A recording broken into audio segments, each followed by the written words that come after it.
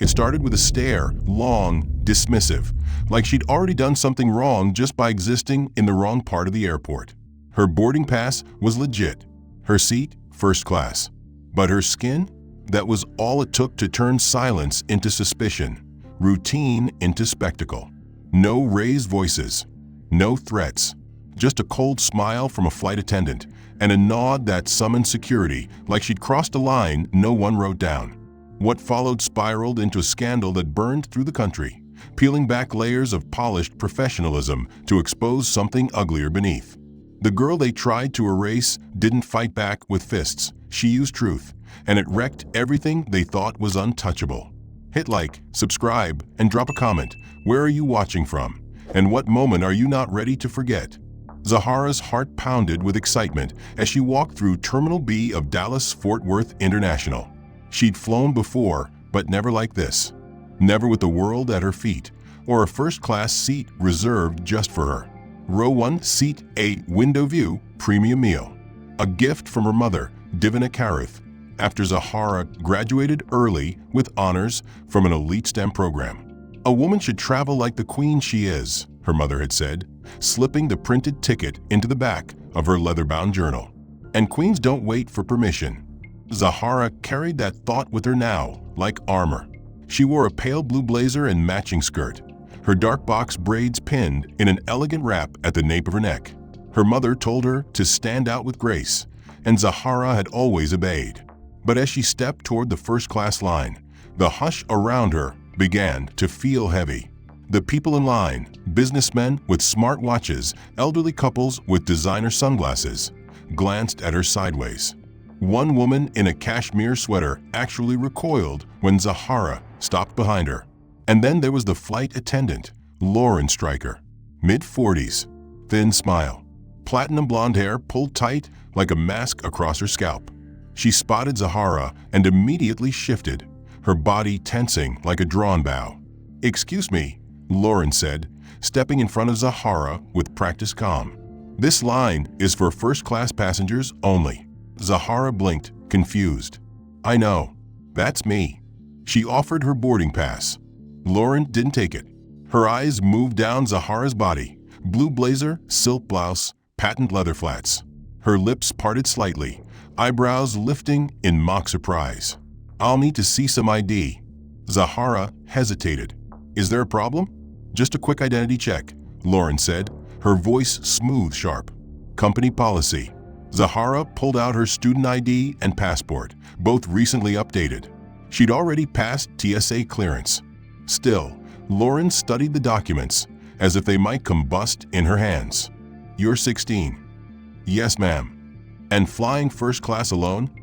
The way she said alone carried weight Zahara didn't understand at first, but she could feel it in her bones.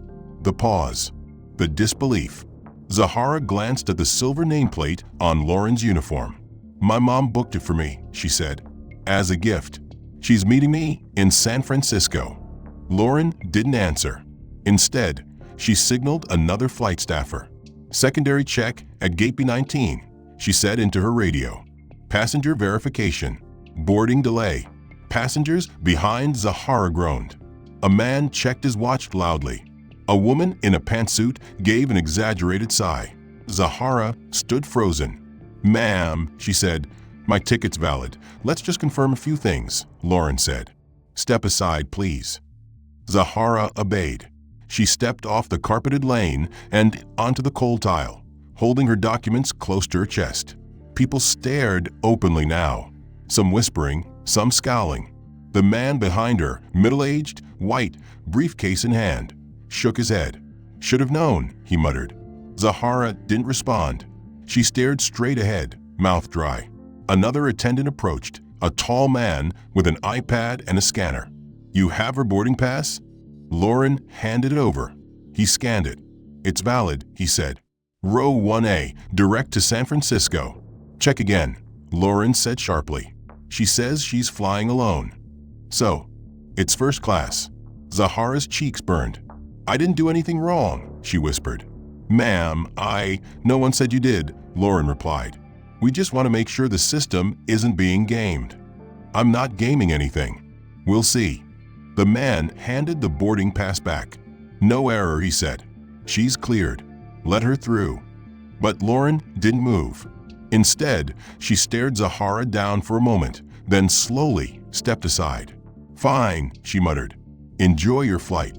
Zahara didn't thank her. She couldn't. Her mouth refused to open. She walked onto the jet bridge, gripping her carry-on like a lifeline.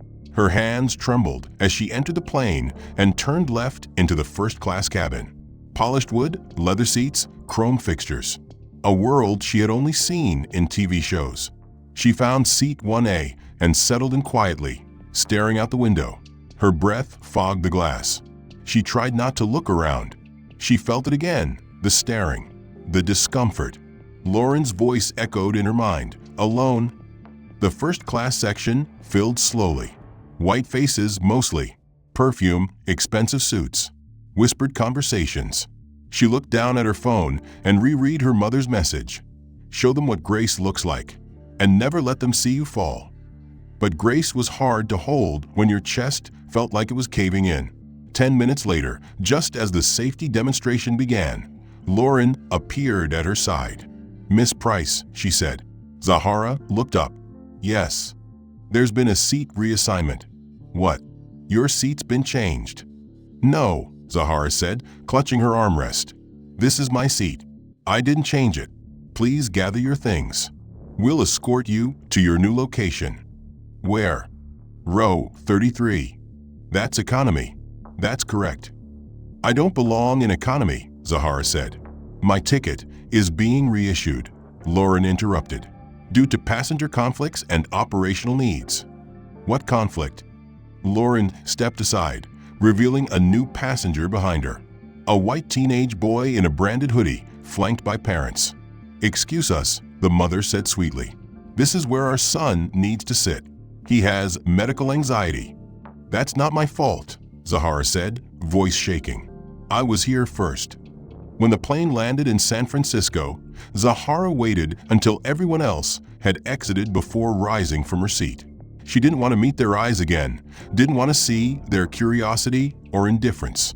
As she stepped into the terminal, her chest still tight with resentment, she spotted her mother.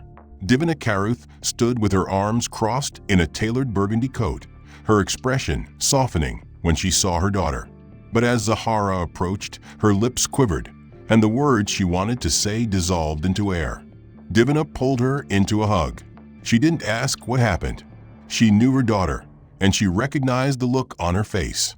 The look she had worn herself too many times. The next morning, they returned to the airport. Zahara was scheduled to fly back for a scholarship interview. Her mother had made no changes to the itinerary. Still first class, still Meridian Air. "You don't let them push you into silence," Divina said that morning over breakfast. "They want to bury you in embarrassment. But baby, your presence is not the mistake. Their discomfort is." Zahara nodded, though her stomach twisted at the thought of stepping back into that terminal. As they arrived, the same polished gates gleamed under overhead lights. Same velvet ropes. Same expressionless faces behind the counters. Zahara wore a white blouse, gray trousers, and low black heels. Her hair was braided into a crown this time, her posture straight despite the fear boiling in her ribs. She handed her boarding pass to the gate agent, who scanned it and paused. "Wait here, please," the woman said. Zahara froze. "Is something wrong?" "I'm going to call a supervisor," the woman said. "There's a notation on your account." The supervisor arrived moments later, Lauren. She walked toward them with the same clipped pace and pursed-lipped smile that Zahara remembered all too well. She looked Zahara up and down and nodded. "Ah, Miss Price. We meet again." Zahara's spine tensed. "There's a problem?" "According to our internal report," Lauren said, tapping at her tablet, "your last flight resulted in a behavioral alert." "What behavior?" Divina stepped forward. "My daughter was removed from her seat without cause. We never received an explanation." "I'm speaking with the passenger," Lauren said. "Not you." Zahara's mouth dropped slightly. "She's my mother." "Still," Lauren said coolly, "our procedure requires me to speak directly to the passenger." She turned back to Zahara. "You're being placed under discretionary review. That means your eligibility for premium seating is temporarily suspended." Suspended, Divina said. "You think a 16-year-old traveling for school is a flight risk?" "Our system flagged her behavior," Lauren replied.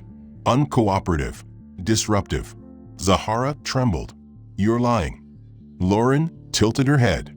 "Excuse me. I wasn't disruptive. You embarrassed me in front of everyone." Lauren's voice hardened. "You raised your voice. You refused to move." "Because you lied about my ticket," Zahara said. Her voice wasn't raised, but it trembled. The gate agent looked away. "You don't belong here," Lauren muttered under her breath. "Not in this lane. Not in this cabin." A man in a dark blazer stepped behind Zahara. "Excuse me," he said politely. "Is this the line for first-class boarding?" "Yes, sir," Lauren said with a smile. "Go right ahead." Zahara and her mother watched as Lauren stepped aside without checking his ticket. The man was white, mid-20s, dressed casually, earbuds in. No ID shown. No questions asked. "Why didn't you ask for his ticket?" Divina asked. "That's none of your concern," Lauren snapped. "But you asked for mine," Zahara said softly. "Twice." Lauren didn't respond. "Come on," Divina said, placing her hand gently on Zahara's back. "We'll sit in economy, but we're not done here." Zahara boarded the plane in silence. Again, she walked the aisle of judgment. Again, she carried the weight of her unspoken pain past strangers who didn't know her and didn't care. This time, she didn't even get the window seat. She sat between a sleeping man and a crying toddler, hands folded in her lap, knuckles white. Hours later, the plane landed. As she stepped off, she caught a glimpse of Lauren walking away, laughing with another crew member. Zahara felt it again, that sting, that pull in her chest. Every time she looked at it, her hands clenched in fury. She hadn't broken a rule. She hadn't raised her voice. But the system had marked her anyway, and Lauren Stryker had made sure of it. And it wasn't just the airline's record-keeping. It was the look in the woman's eyes, the way she'd said, "You don't belong here." Those words didn't just sit in Zahara's mind. They lived there now, echoing in every silence. Divina sat her daughter down later that afternoon. "I know you want to run from this," she said, pouring hot tea into Zahara's favorite ceramic mug. "But I didn't raise you to let people like that write your story." Zahara stared into the tea. "They didn't just write it," she whispered. "They read it out loud to the whole terminal." Divina reached for her hand. "We need to push back. I'm going to file a formal complaint, demand a public explanation." Zahara nodded, though her eyes didn't lift. 2 days later, Zahara's third scheduled flight approached. This time, she would fly to Washington, D.C. for a National Youth Conference, an event that she had been chosen for months in advance. The tickets had been booked early. Again, first class. Divina insisted they leave nothing to chance. But Zahara couldn't help the dread that climbed her throat the moment they stepped back into Meridian's terminal. She wore a modest black jumpsuit this time, her hair pulled into a low puff. Her mother stood tall, beside her in a gray trench coat, the kind of coat that told people she had fought in boardrooms and courtrooms. At the check-in counter, Zahara presented her documentation, her boarding pass, and a printed confirmation. The young agent scanned them, hesitated, and frowned. "I'm going to need a supervisor." Zahara stiffened. She didn't have to ask who that would be. Lauren appeared moments later like a ghost summoned by trauma. Her eyes lit with recognition, though she masked it with a bureaucratic smile. "Miss Price, we meet again." Divina's tone was calm but steely. "We were told the complaint would be handled. Why is she still flagged?" "The investigation is ongoing," Lauren said smoothly. "We have the right to deny boarding to passengers with pending conduct cases." Zahara swallowed. "I didn't do anything." "You created a disturbance on your last flight," Lauren replied. "You refused seat reassignment and became verbally combative." "That's a lie," Zahara said. Her voice didn't rise. It cracked. "I just wanted my seat." "Ma'am," Lauren said, addressing Divina now, "I'm going to ask your daughter to stand aside while we complete a safety verification." Divina's jaw tightened. You don't get to single her out for inspection because she made you uncomfortable. Security protocols are non-negotiable, Lauren replied. She tapped her earpiece. Passenger non-compliant at gate 22B. Requesting assistance. I'm not moving, Zahara said. Her voice was low, scared, but unwavering. I paid for my seat. I've done nothing wrong. You're disturbing other passengers, Lauren snapped. You're obstructing the boarding process. No, you're humiliating me again in front of everyone. People were watching now, some curious, some annoyed. A few had their phones up. The tension curled like smoke. 2 uniformed security officers appeared from the side hallway. Both were tall, both male. Is this the passenger? One asked. Yes, Lauren said, refusing to comply with boarding procedures. The officer turned to Zahara. Ma'am, you need to come with us. No, Divina said firmly. We're not moving until someone from corporate comes down here. We've been instructed to de-escalate, the second officer said. Please, don't make this harder than it needs to be. Zahara clutched her bag. Her knees locked. Her pulse thumped wildly. I didn't do anything. Ma'am, please. The first officer reached for her arm. Zahara recoiled. The second officer stepped forward and took hold of her other elbow. Divina moved to intervene, but another attendant blocked her path. Get your hands off her, Divina snapped. She's a child. We're following orders, the officer said. She's disrupting the boarding area. The 2 guards gripped Zahara's arms firmly and began to escort her away. Her feet barely touched the ground. She gasped, Please, Mom. Her voice broke as tears spilled from her cheeks. Let me go, I didn't. You're okay. Divina shouted. I'm right here. Passengers stared, mouths slightly agape. Someone said, This is getting out of hand. A man recorded it all on his phone, narrating quietly. They're dragging a teenage girl out like she's dangerous. Another woman whispered, Why didn't they just check the system? As they passed the main corridor, someone muttered, This is why you stay in your section. Another voice, deeper, crueler, hissed, Stay in coach next time, sweetheart. Zahara's sobs echoed through the terminal as they pulled her away from the gate. They led her down a hallway toward a side office, her mother trailing behind, arguing with the lead officer. You're violating her rights. I want names. I want badge numbers. Please, Zahara gasped. Please don't touch me. They forced her into a chair in a plain white room. No windows. No apologies. We're going to do a quick background check, one officer said. This is routine. This is abuse, Divina snapped. She's a minor. This is policy, the guard replied. That's not what this is, Divina said. You're protecting a racist employee and using your badge to enforce her bias. They were held in that office for 47 minutes. Divina drove in silence for most of the way, gripping the steering wheel so tightly her knuckles paled. She kept glancing at her daughter through the rearview mirror, but Zahara's expression never changed. She looked hollow. As soon as they reached home, Divina began making calls. She left voicemails for regional directors, filed online complaints, and demanded immediate escalation. She reached out to contacts in legal circles and tried to gather support for what had happened. She also emailed the video taken by a witness at the terminal to several major news networks.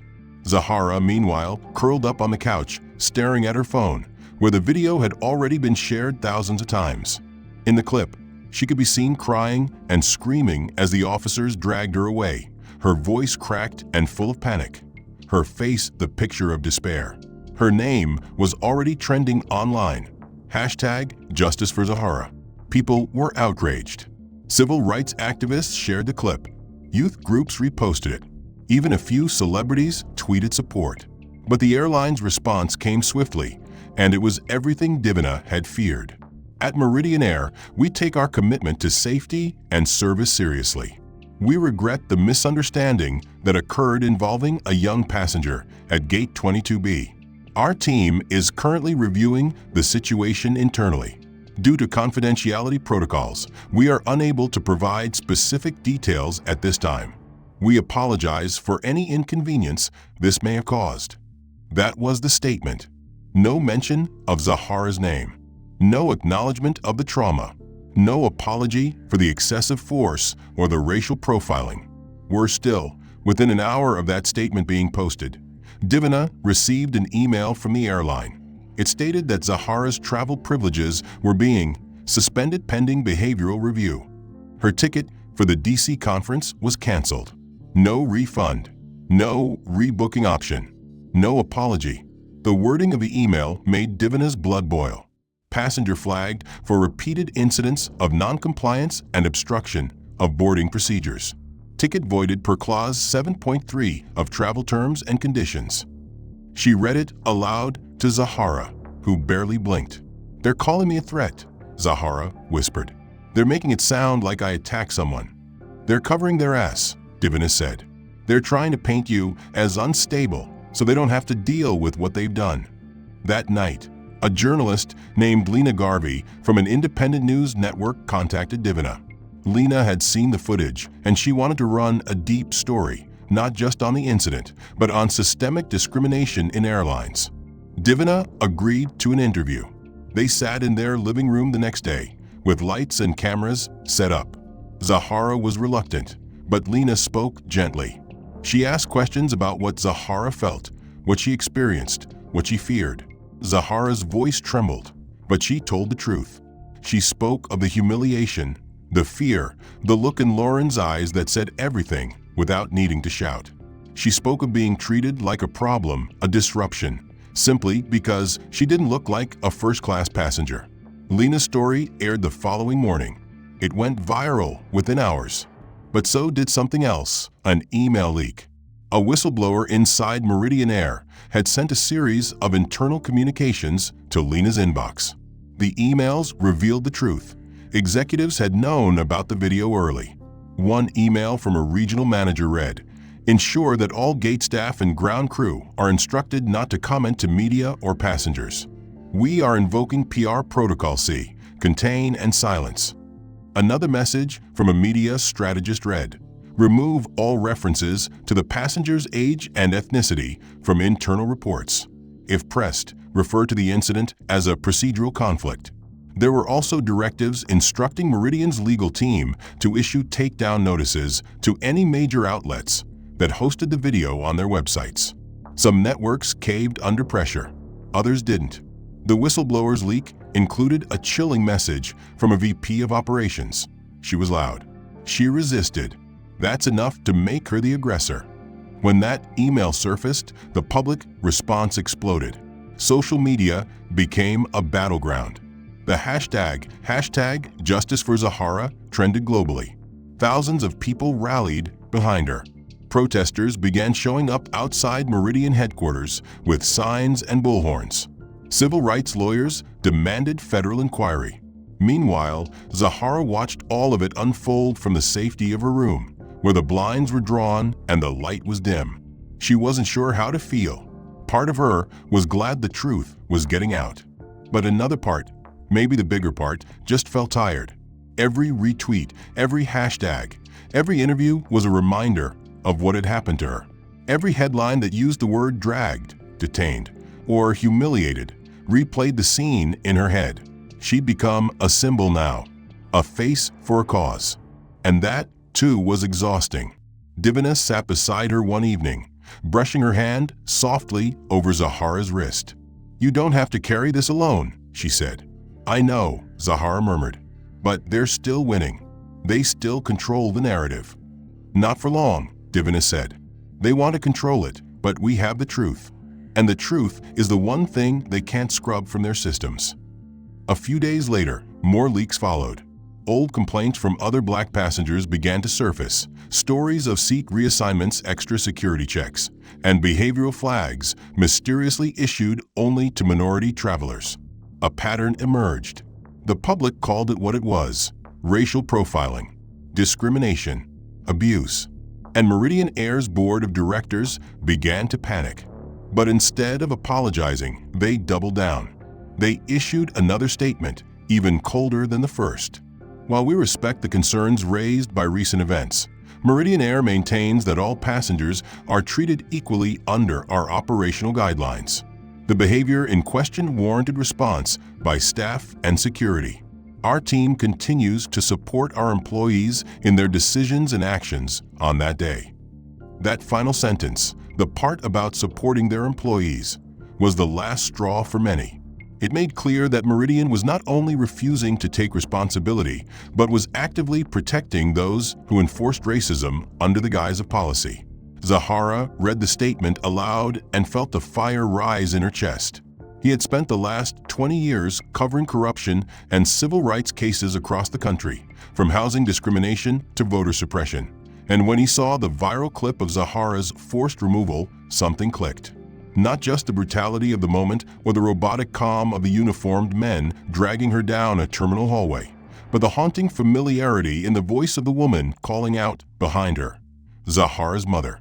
Ellis recognized that voice because he had heard it years earlier, in a courtroom where he covered one of the most high-profile wrongful eviction lawsuits in the country.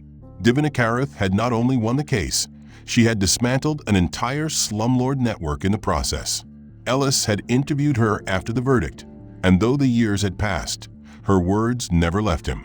The law must speak louder than power, she'd said, especially when power pretends to be neutral. Now, watching her daughter publicly degraded while the airline turned a blind eye, he knew this wasn't just a story. It was an opening. He reached out the same afternoon. The call came through while Divina and Zahara were sitting at the dining table, going over another request from a television network. Zahara hadn't agreed to another interview yet. She wasn't sure she had anything new to say. But when Divina saw the name Ellis Crane on her phone, she answered immediately. "You probably don't remember me," Ellis began, "but I never forgot you. And I never stopped watching how the system tries to silence voices like yours. I want to help tell this story the way it needs to be told." There was a long pause.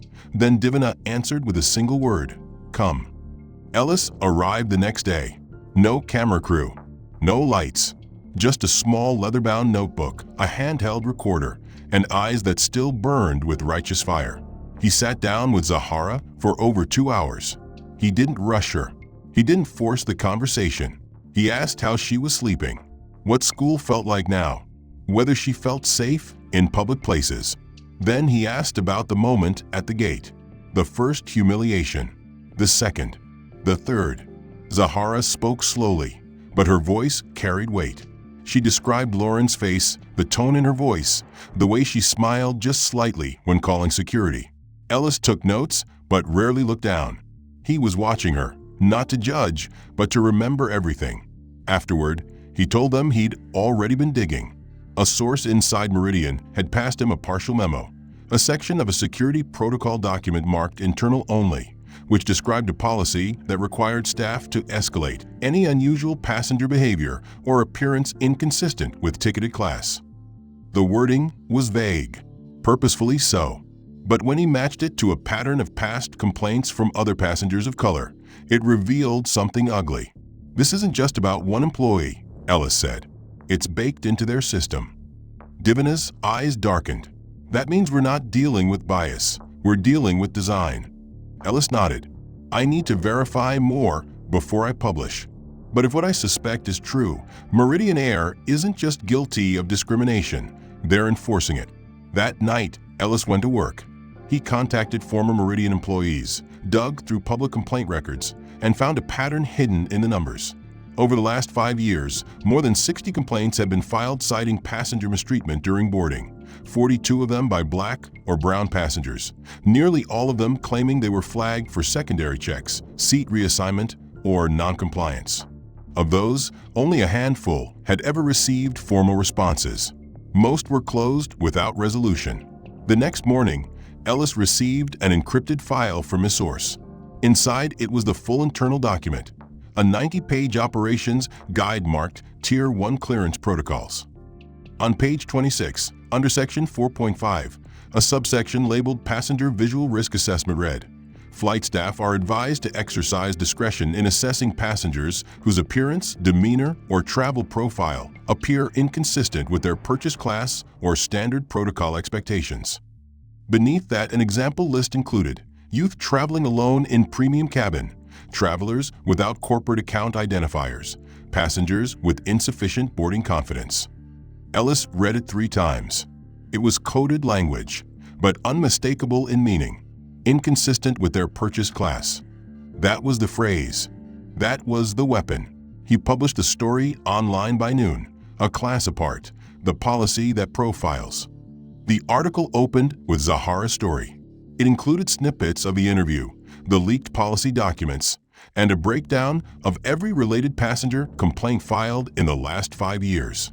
It quoted former staff anonymously, including one who admitted, "We were trained to be cautious around certain passengers. We weren't told it was about race, but everyone knew." By midnight, the article had exploded across every social feed. Major news outlets picked it up. Morning anchors quoted from it live on air. The story even reached international networks. Hashtags evolved. Hashtag Zahara was profiled. Hashtag Premium While Black. Zahara sat in her room, watching it unfold.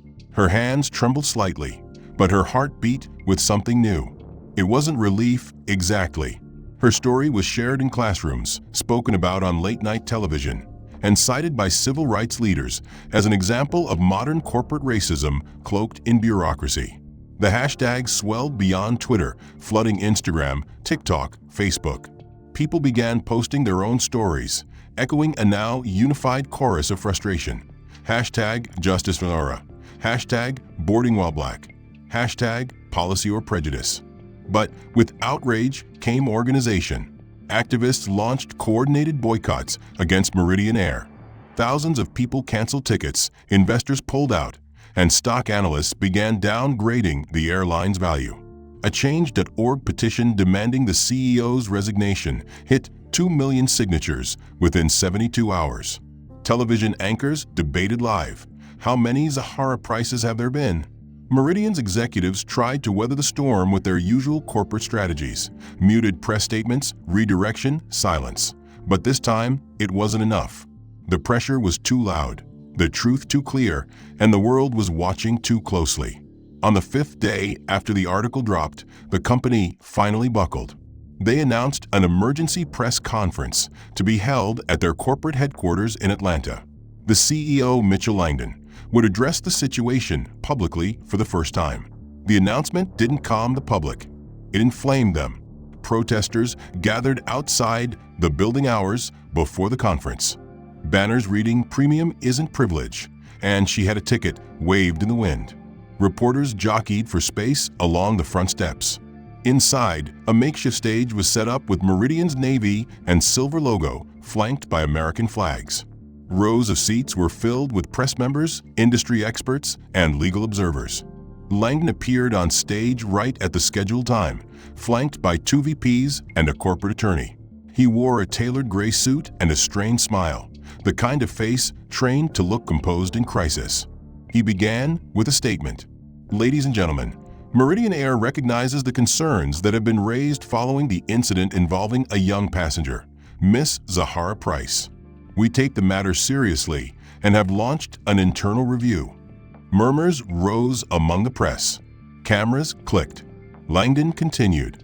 "We acknowledge the public's distress and assure you that Meridian Air remains committed to equity, safety, and the dignity of all passengers."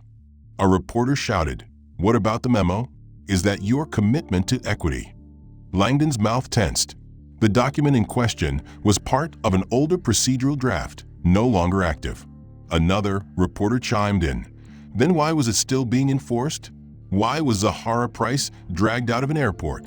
Langdon hesitated. "We regret how the situation was handled, but we must consider the perspective of our staff." His words faltered as the rear doors to the press room opened. All heads turned. Walking down the central aisle in calm, deliberate steps was Divina Karuth. She wasn't listed on the conference guest list. She hadn't been invited, but she walked with a presence that demanded space. Her charcoal pantsuit looked razor-sharp against the fluorescent lights, her eyes fixed straight ahead. There was no security to stop her. No one dared. She stepped onto the stage beside Langdon.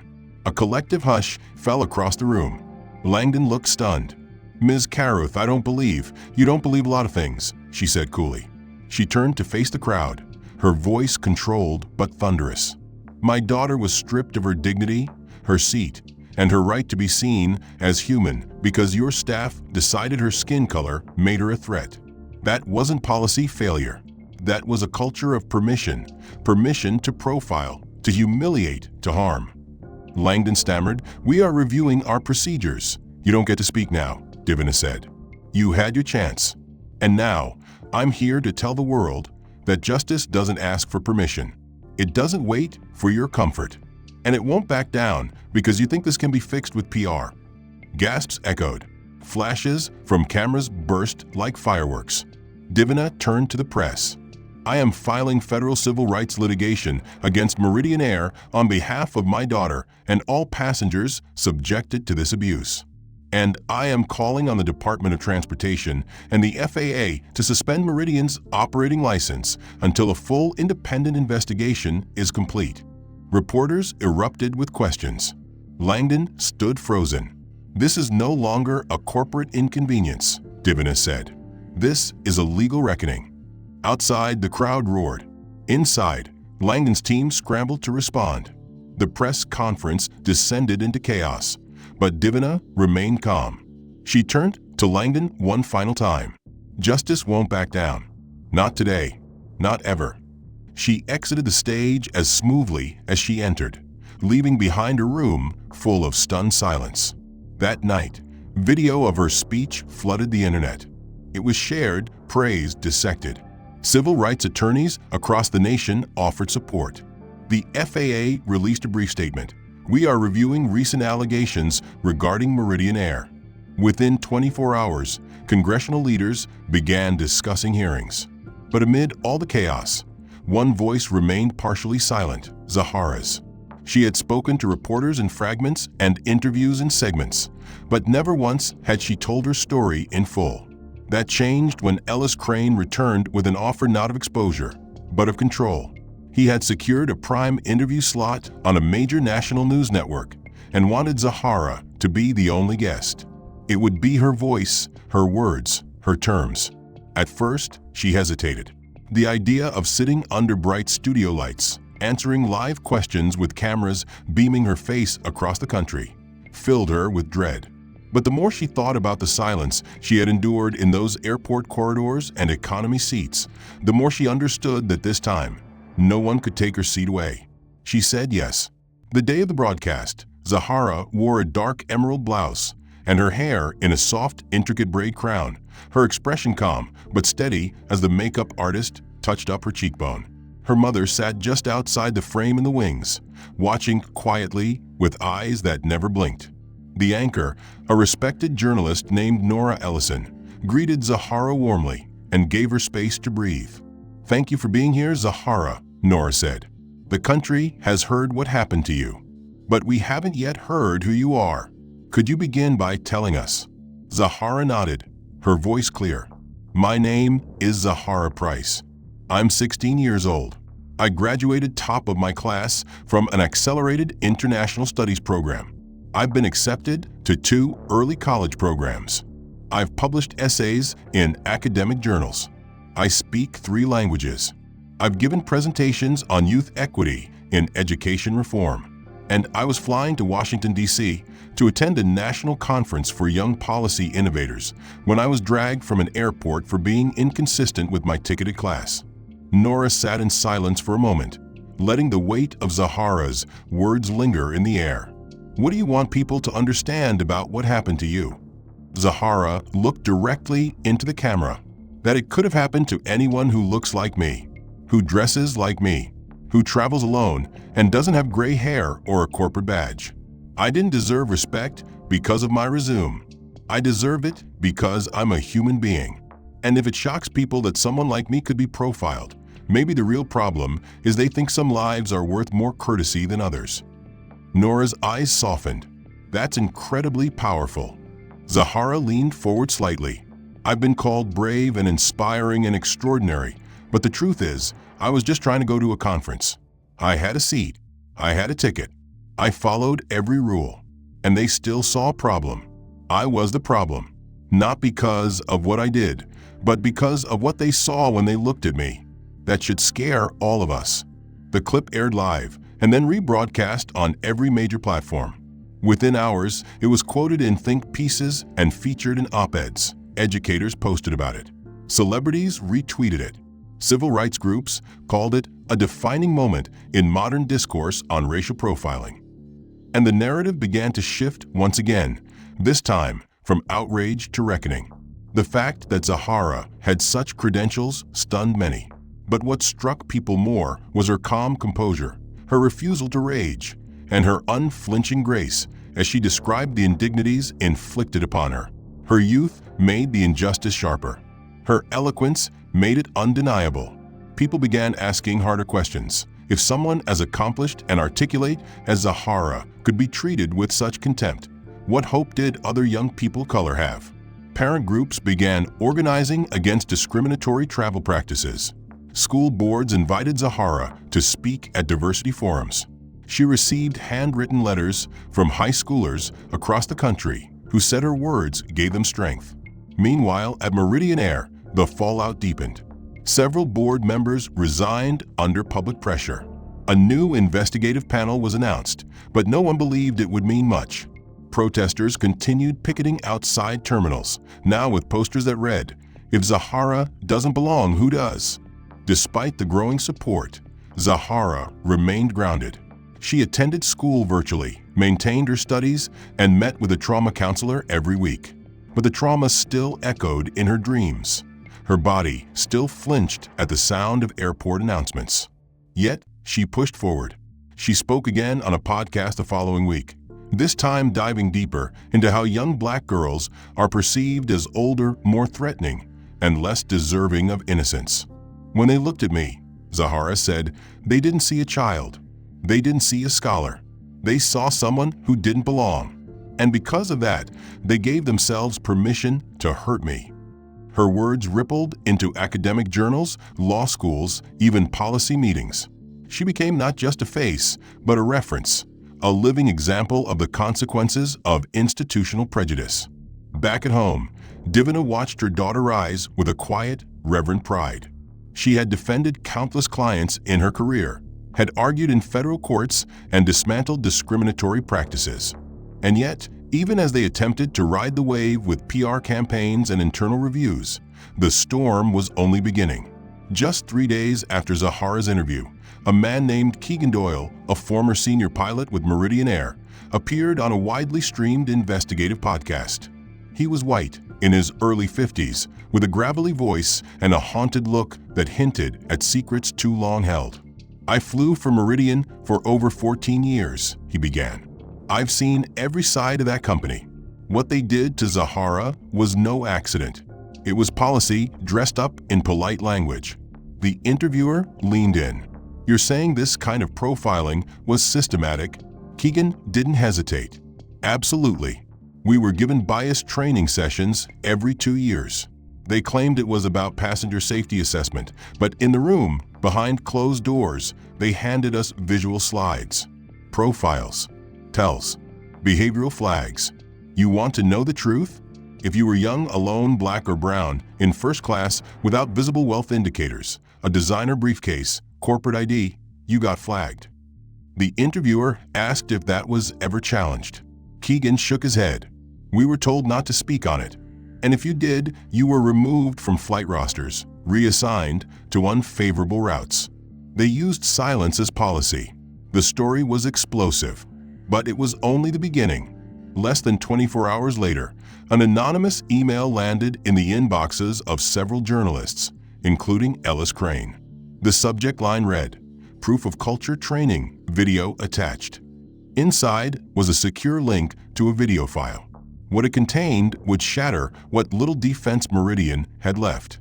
The video, just under 7 minutes long, showed a training session conducted for new hires at a regional onboarding event in Dallas. The room was filled with fresh recruits, flight attendants, check-in agents, security staff. At the front stood Lauren Stryker. Her platinum blonde hair was pulled tight in her signature bun. She paced the room with the confidence of someone who enjoyed power. "Let me tell you something about premium cabin management," Lauren said in the video, voice crisp and sardonic. "Your job is to protect the experience for real first-class travelers. That means being aware when someone doesn't fit the mold. I'm not talking about appearance. Well, not entirely, she added with a smirk, drawing laughter from a few attendees. Sometimes you'll get someone who thinks they can upgrade the world with a sob story or a scholarship pass. Just remember, a ticket doesn't buy you the right to disrupt the atmosphere.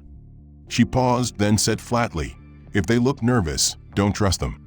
If they ask questions, don't trust them. And if they look like they just got out of high school and aren't white, don't trust that they're supposed to be there. Laughter again. Then someone off camera asked, so what do we do? Lauren's reply was chilling. Escalate. Smile, then flag. They'll either go quietly or give you the excuse you need. Either way, they end up in the right seat or out the door. The video spread like wildfire. Every word Lauren said became a headline. News networks played it on loop. Social media boiled over with rage. Celebrities and politicians who had held back now condemned the airline publicly. Civil rights organizations called for a national boycott of all Meridian flights. A class action lawsuit began forming. And still, Lauren Stryker had not spoken. She had vanished from public view, her name scrubbed from Meridian's website, her records under review. But the damage was done. The image of her laughing while describing how to profile passengers of color left no room for debate. Zahara watched the footage in silence, her fingers clenched tight around her phone. When it ended, she said nothing, just got up from her chair and walked to her room. Her mother followed. How are you holding up? Divina asked gently. That's her, Zahara whispered. That's what she thought about me before she even saw me. You're right, Divina said. But now the whole world knows it too. Back at Meridian's corporate office, chaos reigned. Executives scrambled to distance themselves. Emergency meetings were called. HR sent out revised training protocols. But no one believed it. Every move they made now was viewed through the lens of exposure. They weren't fixing the culture. They were trying to survive the outrage. On Capitol Hill, members of Congress requested formal hearings. Transportation Secretary aides drafted oversight measures. Former employees of other airlines began speaking up, revealing that what happened to Zahara wasn't unique. It was industry standard. Zahara's name had become a symbol, her voice a rallying cry, but her life remained deeply affected. She couldn't go anywhere without being recognized. The supermarket, the gas station, her mailbox was full of letters, some supportive, some vile. She started sleeping with her door cracked open, the hallway light on. Her therapist helped her work through the trauma, but recovery was slow. Sometimes, the fear still gripped her chest when she heard a loudspeaker. But she also began to speak again, at student forums, at school assemblies, on virtual panels with other youth activists. And the more she spoke, the more her voice steadied. She didn't want fame. She wanted protection for herself and every kid who had ever been told they didn't belong. In one interview, she said, "They tried to make me feel small, like I didn't earn my place. But what they didn't realize is that I never needed their permission." What had started as a defense of protocol was now an undeniable indictment of prejudice ingrained deep within the company's culture. The calls for justice had swelled from protests and petitions into legal and governmental thunder. Under pressure from both public outrage and high-ranking lawmakers, the Department of Transportation held an emergency regulatory session. The findings were swift and brutal. Meridian Air has been found in violation of federal non-discrimination clauses applicable under the Air Carrier Access Act and subject to suspension of license pending investigation. The statement was released at dawn and sent shockwaves through the aviation industry. For the first time in nearly 2 decades, a major American airline was grounded, not for technical faults, but for ethics. Overnight, airports across the nation halted all Meridian flights. Their website went dark. Call centers stopped answering. Stranded passengers flooded terminals, demanding answers as company-issued statements looped on airport monitors, citing unexpected technical disruptions. But the truth was known. The once proud logo of Meridian Air, a silver compass meant to symbolize direction and elegance, was now associated with discrimination and deceit. News channels ran the announcement on loop, showing images of grounded aircraft, shuttered ticket counters, and furious customers. But behind the scenes, another storm was brewing. The legal team led by Divina Karath had formally filed subpoenas for a full roster of Meridian executives and senior staff. Among them, Lauren Stryker. She had remained silent for weeks, her name becoming shorthand for racial bias. Her face splashed across digital flyers with the caption, "Face of Profiling." Now she had no choice. Under federal mandate, she appeared at the Office of Aviation Oversight, escorted by legal counsel. Clad in a navy blazer and minimal makeup, Lauren sat stiffly at the long table before a panel of attorneys and regulatory officers. Cameras were barred from the room, but transcripts were released within hours. What Lauren revealed sent Meridian Air into freefall. When asked about the training session video, she first attempted denial, claiming it was taken out of context. But when pressed with the full footage and corroborating witness statements, she changed her tone. Yes, she finally admitted. I made those remarks. I shouldn't have. But it wasn't just me. That tone, those expectations, were taught to us. Quietly, off the record. It was part of the culture. The lead attorney asked, "Can you clarify who taught that culture?" Lauren hesitated. Her counsel leaned over, whispered something. Then she spoke again. The regional director of guest experience reviewed my initial training scripts and encouraged vigilance regarding non-conforming profiles. I was told not to document anything in writing. The VP of Safety told us during quarterly briefings that visual profiling was a security discretion, not discrimination. Another official asked, "Are you stating that Meridian Air executives instructed staff to act on racial or socioeconomic bias?" Lauren nodded. They never said it out loud, not in those words. But every example we were shown had the same features. And when people like Zahara Price boarded first class, we were told to make them prove they belonged. Everyone knew what that meant. The transcript rocked the aviation world. Meridian's senior leadership, already under fire, was now directly implicated in systemic racial profiling. The Department of Justice announced a joint investigation with the FAA and the Office for Civil Rights. Meanwhile, former employees came forward in droves, submitting testimonies and offering supporting documentation. Internal chats, memos, flag check-in logs, they all began to paint a picture of an airline that didn't just tolerate discrimination, it cultivated it. Back in Zahara's home, the news of a license suspension brought no celebration, only silence. She sat in her room when her mother entered, holding a printed copy of the transcript. She admitted it, Divina said quietly. Zahara looked up. All of it. Enough to bring them down. Zahara didn't smile. Instead, she let out a long breath and nodded. Good, she said. Then maybe nobody else has to go through this. That evening, as news anchors covered the scandal with red banners and expert panels, thousands gathered outside Meridian's headquarters in Atlanta.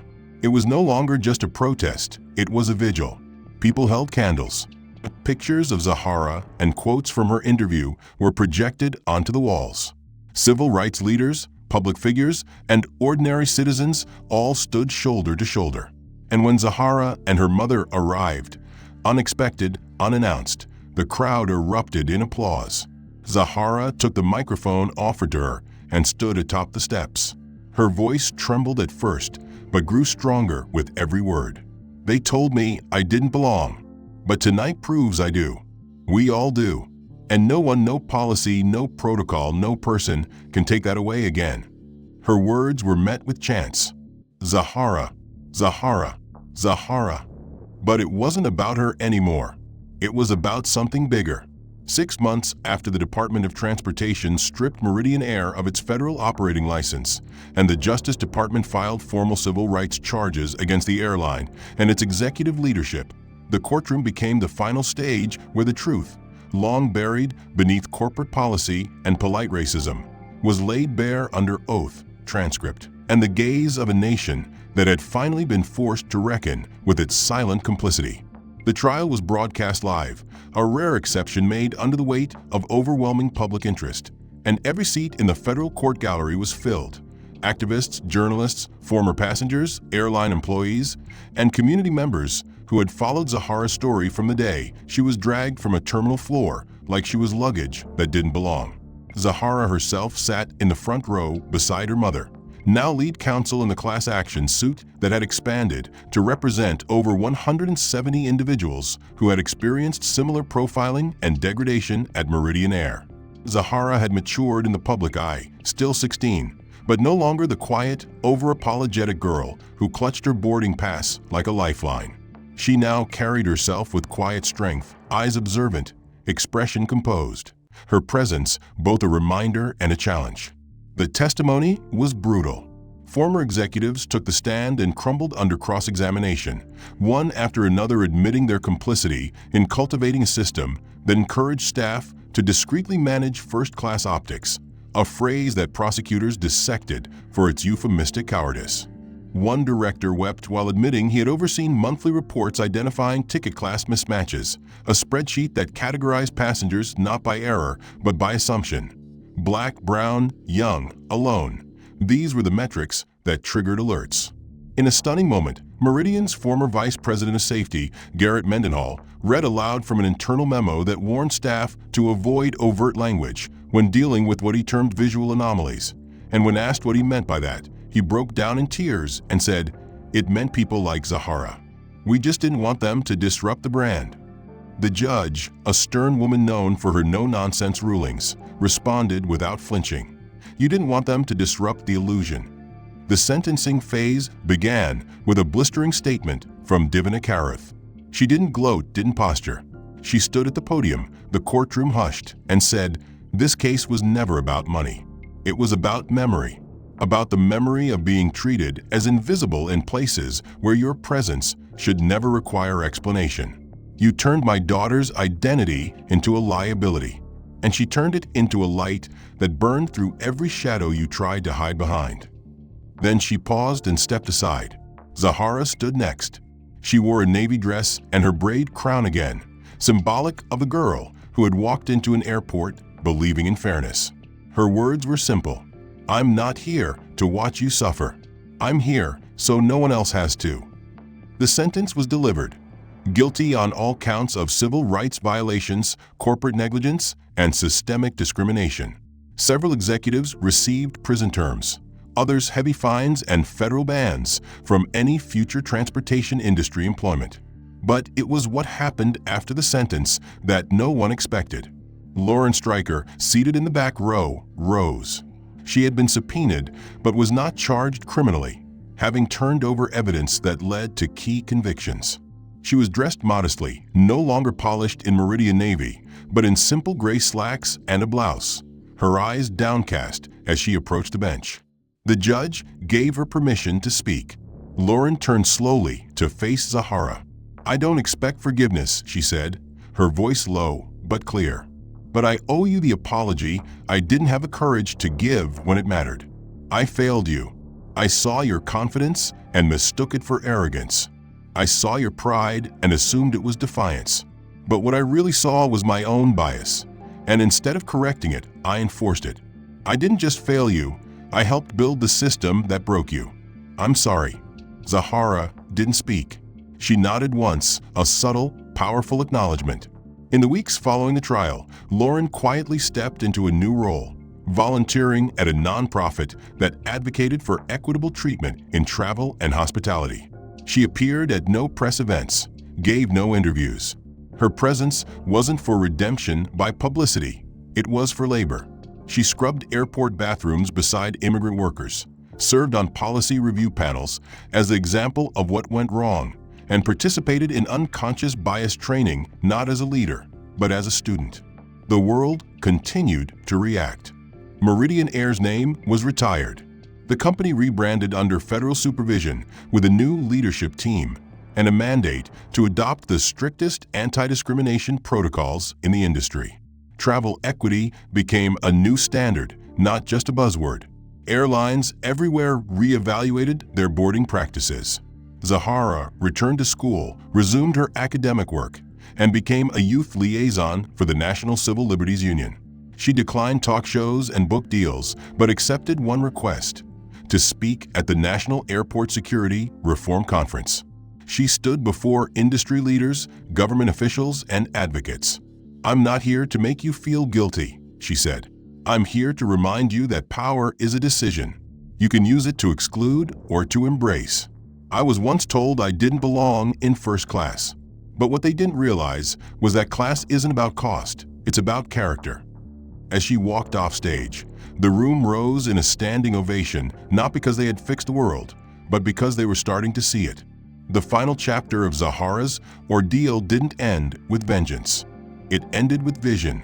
A vision of a future where tickets didn't come with assumptions, where skin color wasn't a trigger for suspicion, and where young girls could walk confidently into a terminal without wondering if dignity would cost extra.